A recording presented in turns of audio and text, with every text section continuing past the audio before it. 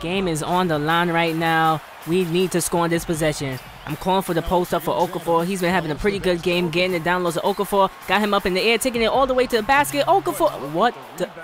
Come on, son. Okafor misses the layup. That should have been a foul. Like, I couldn't get no free throws, no nothing. Come on, son.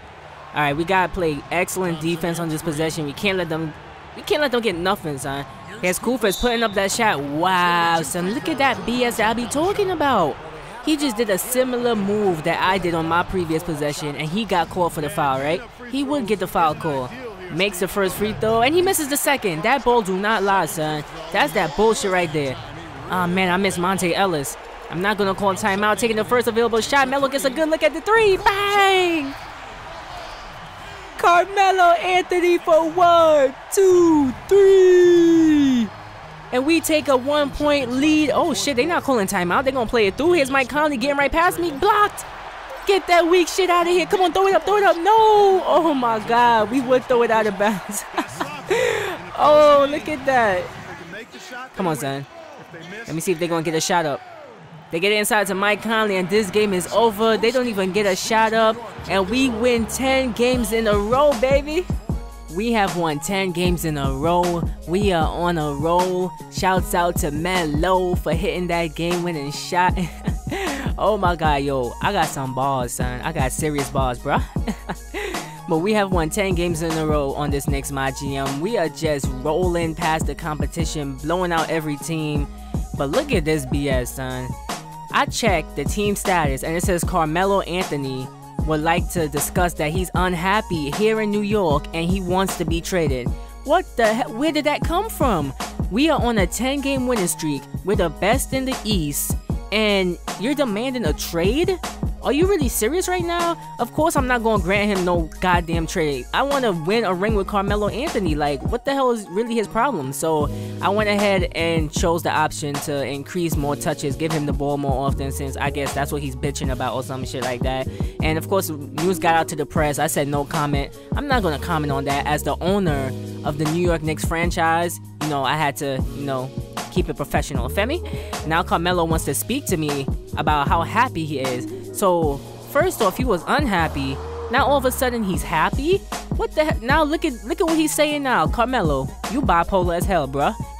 What is really going on? But anyways, Melo says that he's happy with his teammates, and I am too. But I feel like this team is missing something. Like, it's missing one more major player, one more major addition to this team, and we could just be totally more unstoppable than we are now. Oh my goodness, back-to-back close games as Blake Griffin just gives them a 1-point lead.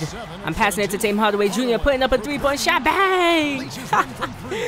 Tim Hardaway Jr. with another 3-point shot. This dude has been on fire all game, son. He has more than 25 points right now. He is going off. They get it inside to DeAndre Jordan, and he ties the game. This ball is going right back to Tim Hardaway Jr., son.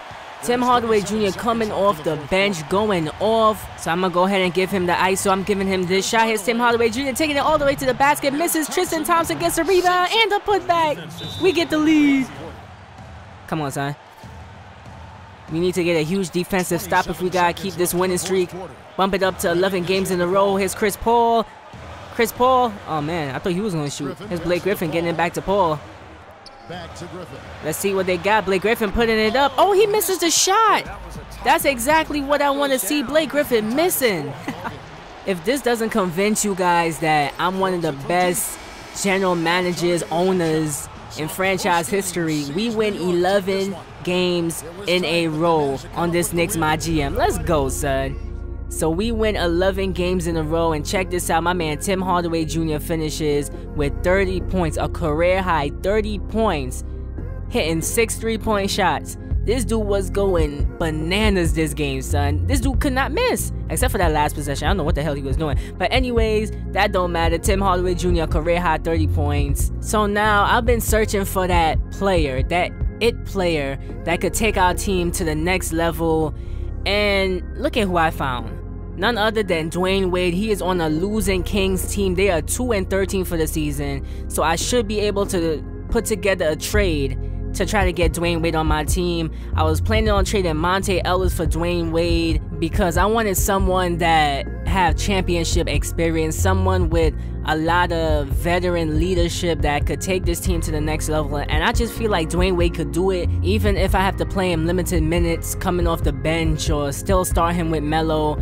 I mean, I just feel like he's it. Like, he's the type of player that we need on this team. So now, in order for me to be able to pull this trade off to get DWAYNE WADE, I'm going to have to build the trust of the opposing GM. So I went ahead and used a persuasive pitch on the Kings GM, and I decided to trade Jason Terry for some other guy, but Jason Terry is a bum, and I'm sorry, he really is a bum. I don't want him on my team. He's 38 years old, he can't do shit. So I went ahead and traded him away, and as you can see, the trust of the Kings GM is skyrocketed up. So now that's a good thing, that's a plus right there. Now I'm gonna go ahead and sign free agent Lou Amundsen back to the New York Knicks, just so I could have an extra body, so I could throw an extra person in the trade.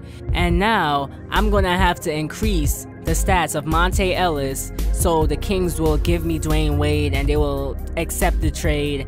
And in order for me to increase the stats of Monte Ellis, I went ahead and used the drill sergeant pitch. I went ahead and bought that crap, so his stats increase. I give him a 5-game attribute boost, so his attributes are gonna like skyrocket. And also JJ Barea, because I wanted to include him in the trade as well. Now the next thing's next, I'm trying to get like a better pick, right? A better overall pick, so I could swindle the Kings out of DWAYNE WADE.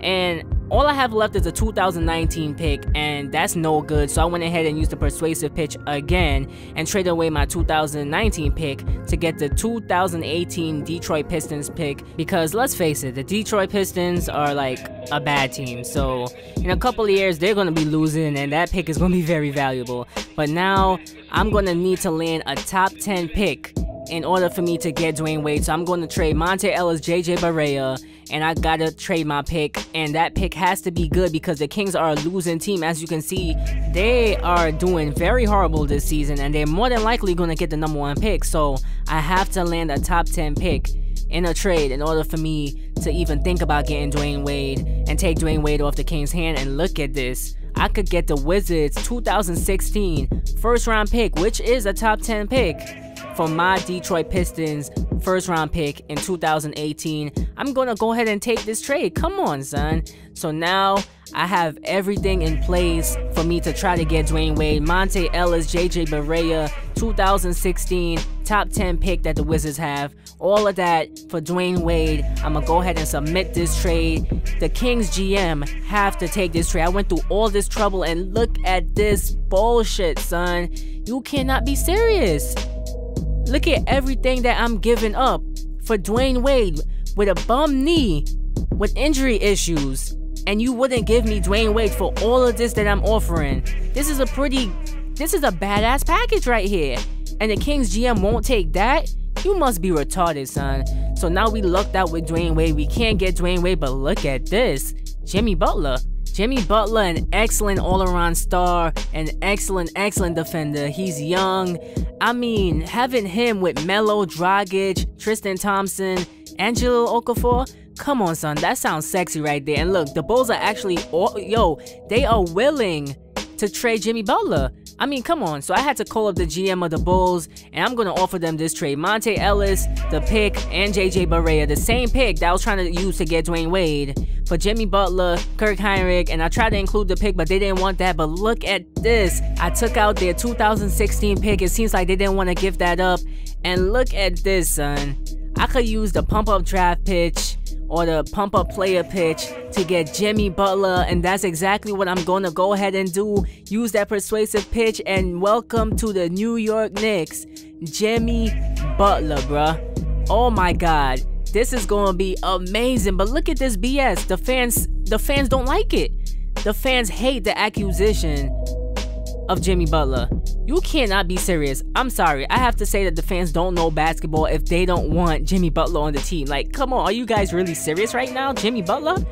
Oh my god, plan B worked out excellent. I didn't even have a plan B because I put all my calls on the table for DWAYNE WADE. The Kings GM is a freaking idiot for not taking that trade. I mean, getting Jimmy Butler instead of D Wade. Overall, this is gonna be so sexy. I think we just got that one player that's gonna take us to the next level.